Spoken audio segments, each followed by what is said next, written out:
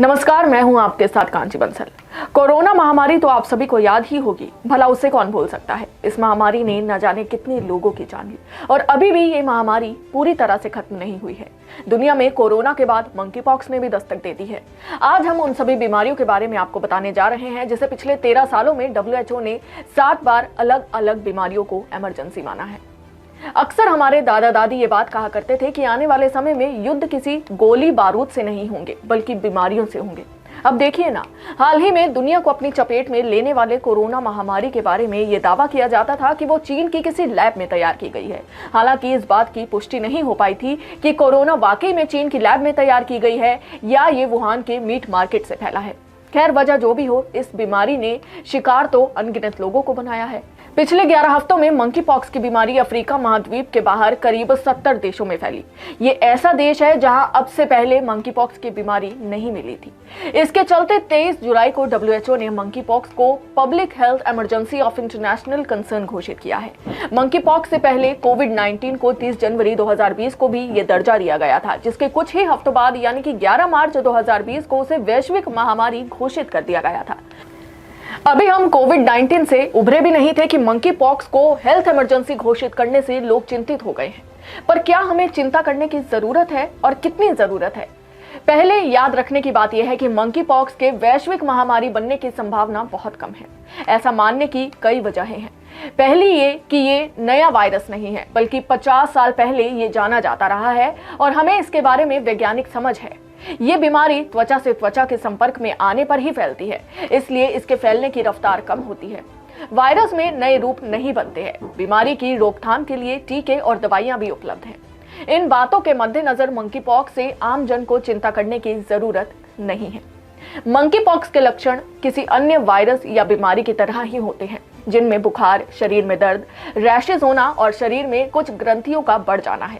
लेकिन monkey pox के होने की संभावना तभी मानी जा सकती है जब कोई शख्स विदेश से लौटा हो या देश में ही किसी ऐसी जगह उस शख्स ने यात्रा की हो जहां मरीज पाए गए हों। एक और रोचक बात यह है कि इस बीमारी का नाम मंकी यानी कि बंदरों से जोड़ा गया है, क्योंकि सबसे पहले ये विषाणु डेनमार्क देश की प्रयोगशाला में कुछ बंदरों में पाया गया था। लेकिन याद रखने वाली बात यह है कि ये बीमारी बंदरों से इंसानों में नहीं फैलती। सवाल ये कि अगर चिंता की बात नहीं है तो इसको पब्लिक हेल्थ इमरजेंसी क्यों बना दिया गया है? दरअसल विश्व स्वास्थ्य संगठन अंतर्राष्ट्रीय स्वास्थ्य नियामक 2005 के अनुसार किसी बीमारी को public health emergency of international concern तब कहा जाता है जब उससे ऐसी परिस्थिति उत्पन्न होती है जिसको असाधारण कहा जा सके, जिसमें बीमारी के अंतर्राष्ट्रीय प्रसार से सार्वजनिक स्वास्थ्य को भारी जोखिम उठाने की संभावना हो और जिसमें एक समन्वित अंतर्राष्ट्रीय प्रतिक्रिया की जरूरत हो। निर्णय आसान नहीं था और 7 बार में पहला मौका था जब इमरजेंसी समिति के सदस्य सहमति नहीं बना पाए। फिर भी विश्व स्वास्थ्य संगठन ने इसे इमरजेंसी का दर्जा देते हुए सभी देशों को विशेष कदम उठाने की सलाह दी है।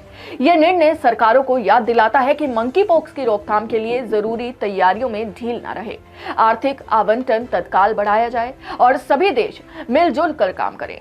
बात साफ है कि इसे इमरजेंसी घोषित करने से आम लोगों के लिए तो कुछ भी नहीं बदला, लेकिन सरकारों की जिम्मेदारी और जवाबदेही कई गुना बढ़ गई है, जो महामारियों की रोकथाम के लिए जरूरी भी है।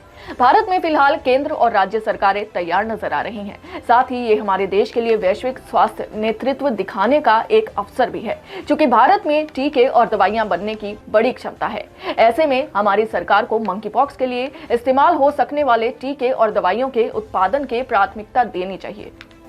चूंकि भारत में टीके और दवाइयां बनाने की बड़ी क्षमता है, ऐसे में हमारी सरकार को मंकी पॉक्स के लिए इस्तेमाल हो सकने वाले टीके और दवाइयों के उत्पादन को प्राथमिकता देनी चाहिए। ऐसा करने पर न सिर्फ देश की आबादी बल्कि अन्य निम्न और मध्यम आय के देशों और अफ्रीका के उन देशों जहां मंकी पॉक्स एंडेमिक है के लिए भी टीके और दवाइयां आसानी से उपलब्ध हो सकती हैं।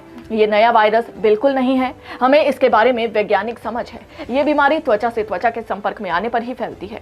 वायरस में म्यूटेशन नहीं होते। बीमारी की रोकथाम के लिए टीके और दवाइयां मौजूद हैं।